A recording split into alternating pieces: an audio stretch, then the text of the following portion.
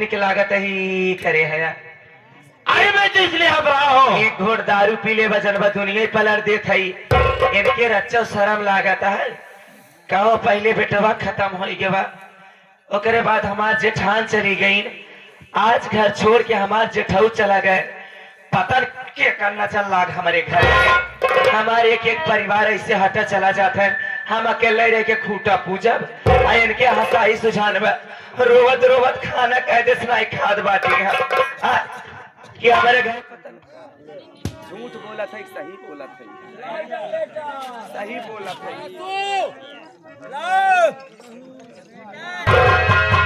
छोटी छोटी बात मुझसे नाराज हो जाती हो।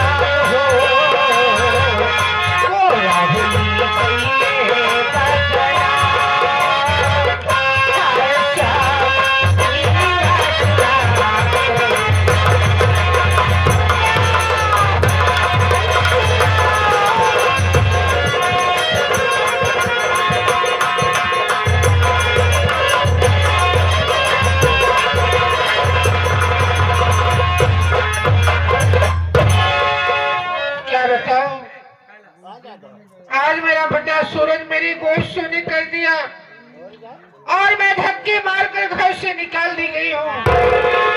अब मेरा जीने का कोई सहारा नहीं है, ना तो इस संसार में जीने का कोई अधिकार है। मैं सोच रही हूँ आगे दरिया दिखाई दे रही है, उसी दरिया में कूद कर अपनी जान दे दूं। मुन्ना सूरज, तू घबराओ नहीं मेरे लाल, मैं तेरी माँ हूँ, मैं तेरे पास आ रही भैया।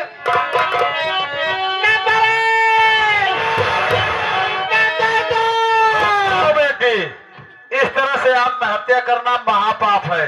ये तो आत्महत्या करोगी तो हजारों हजारों वर्ष के लिए प्रेतयोनि में चली जाओगी और तू दर दर की ठोकर खाओगी बेटी। इसलिए आत्महत्या का इरादा छोड़, मेरी बात गौर से सुन। तू आगे जा, आगे एक विशाल शिव का मंदिर है, उस मंदिर के सामने एक हवन कुंड है। उस हवन कुंड के पास एक दिव्य चमत्कारी माला पड़ा हुआ है। जा करके उस दिव्य चमत्कारी माला को उठा ले बेटी, और आगे बढ़ेगी तो तेरा पति बेहोशी के हालत में मिलेगा। उसके पूरे शरीर में जहर भर चुका है। जा करके अपने पति को बचा ले बेटी, आने वाला समय अब तेरा खुशहाली का होगा। हरिओम, हरिओम। एक ऐसी आकाशवाणी हो रही है, मेरे पति संकट में है, उनके शरीर में जगह, लेकिन कैसे? अगर भगवान भोले आपके दरबार में जाने से मेरा विछड़ा परिवार मिलता है तो मैं जरूर जाऊंगी और उनकी आराधना करूंगी।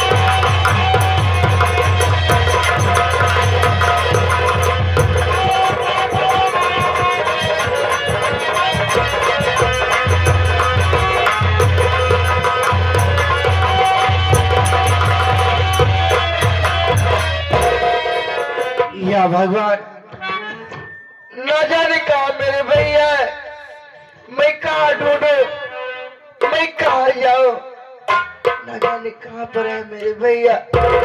उनकी बहुत याद आ रही है, मैं कहा ढूंढू।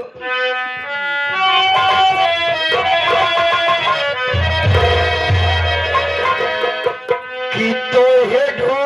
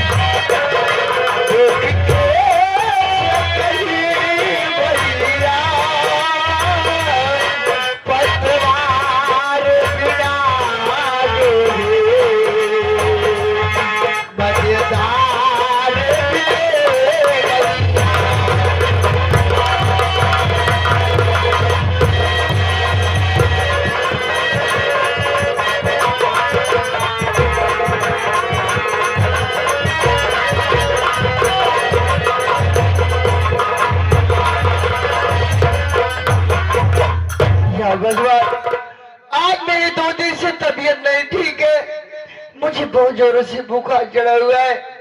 मेरे पास एक पैसा नहीं है, मैं दवाई कहाँ से लाऊं? अब मैं चलती हूँ, बैठ इंतजार करूंगी। मेरी छोटी भाभी आएगी तो उससे दवा के लिए पैसा जरूर मांगी। मैं चलती हूँ, बैठ के इंतजार करूंगी।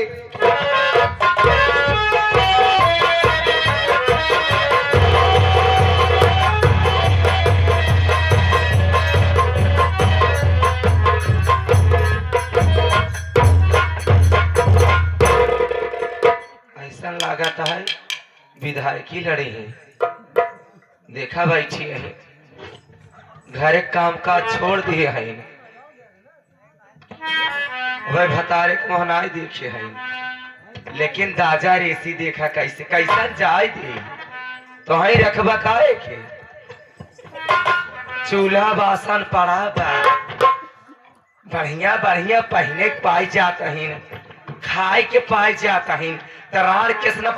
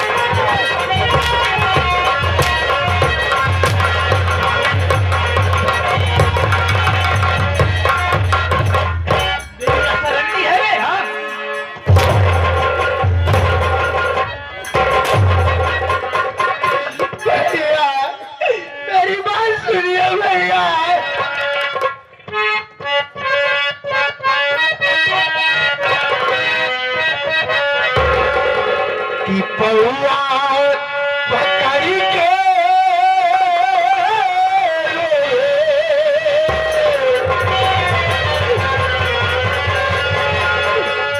पौआ पकड़ के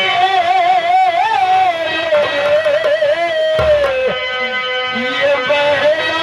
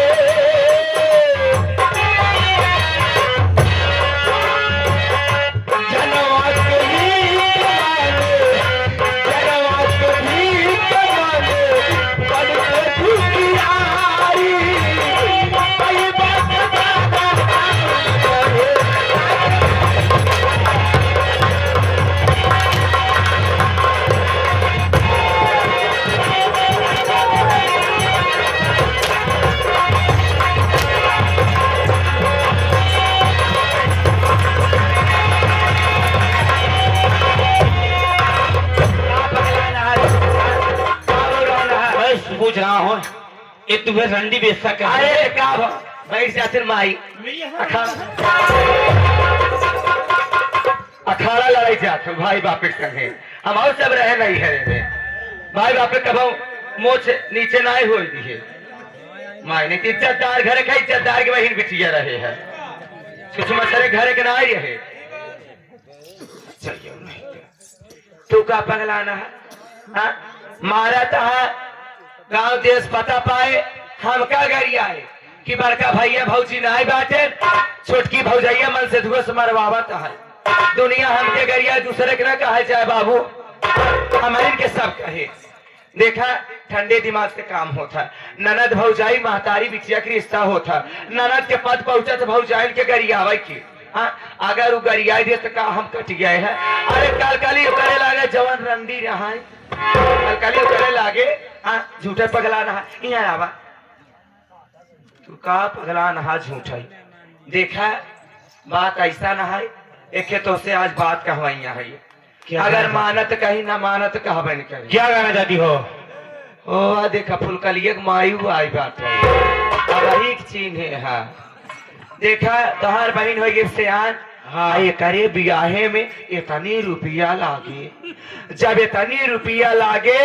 ना हम दूसर भतार करे जाए ना तो रुपये पेड़ हिलावे जाए और लागे मानत कहीं ना मानत कौनो बतिया तो क्या कहना चाहती हो देखा कुल पैसा तोहार बचाई दे जब से उतरी बाटी बनौते तो चली आवत है इतना बड़ा अपन घर बा दक्षिण वाला घर जवन खलियान बा वही में कल आई चला प्यार से दुलार के समझाई के ताकि जान न पावे कथा भी न लिया चला तहाई खाली तू रहा हम रही जब ही अंदर लिया जाए अंदर से सिटकिनी बंद कर दिया खाली तू एक गिरावा आए करे घेघरो पे लतवा धा जाए का सचिया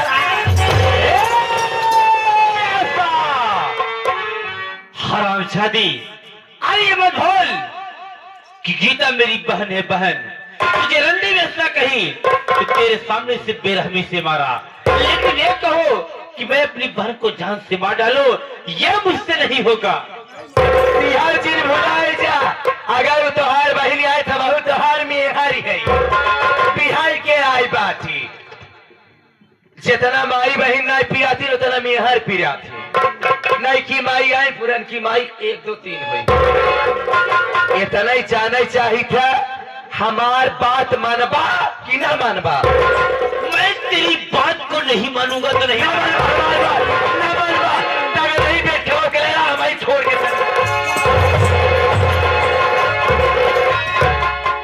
भाई साहब बेलाए अगवा हम चली जाई क्या कहूँ, अगर गीता को नहीं मारता हूँ तो मेरी आशा मुझे छोड़ के चली जाएगी और आशा के बगैर मैं एक पल नहीं रह पाता हूँ। फायदा होता ही नहीं मर बहन गीता, मैं तेरे ऊपर हाथ उठाया इसलिए मुझसे नाराज होना बहन,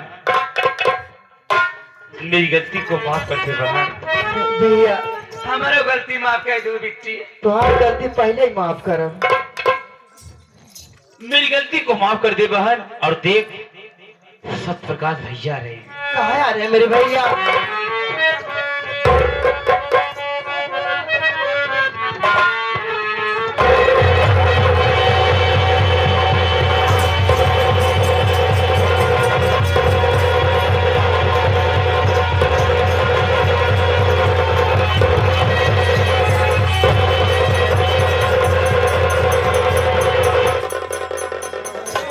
निकल गया जैसे घेघवा पलटवा धरे चिगरा निकला वैसे लाइसिया चली।